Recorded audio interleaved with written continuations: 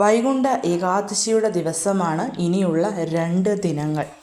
നമ്മൾ വൈകുണ്ഠത്തിലോട്ട് പ്രവേശിക്കാൻ വേണ്ടിയിട്ട് വ്രതമെടുത്ത് ഭഗവാന്റെ അനുഗ്രഹത്തിന് വേണ്ടി കാത്തിരിക്കുന്ന ദിവസം.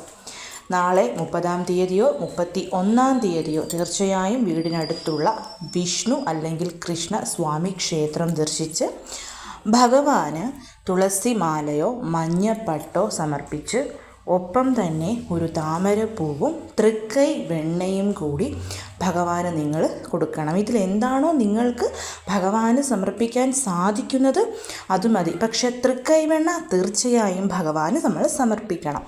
തൃക്കൈ വെണ്ണ സമർപ്പിച്ച് ശ്രീകോവിലിന് മുൻപിൽ നിന്ന് ഭഗവാനെ നമ്മുടെ കണ്ണുകൾ ചിമ്മാതെ നോക്കി പ്രാർത്ഥിച്ച് നിങ്ങളുടെ ഉള്ളിലുള്ള ആഗ്രഹം ഭഗവാനോട് ഭക്തിപൂർവ്വം പ്രാർത്ഥിക്കുക. കാരണം വെണ്ണയെന്ന് പറയുന്നത് ഭഗവാന് വളരെയധികം ഇഷ്ടമാണ്.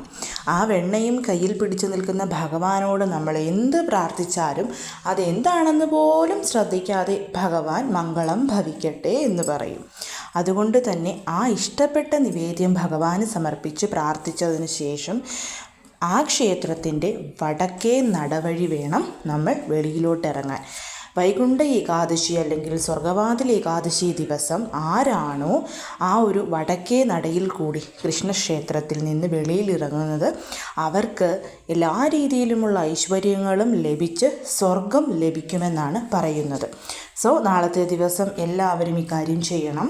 നാളെ ചൊല്ലേണ്ടുന്ന മന്ത്രത്തെക്കുറിച്ചും ചെയ്യേണ്ടുന്ന വഴിപാടിനെക്കുറിച്ചും അറിയണമെങ്കിൽ താഴെ കാണുന്ന ആരോ ബട്ടണിൽ പ്രസ് ചെയ്താൽ ഫുൾ വീഡിയോ കാണാവുന്നതാണ്.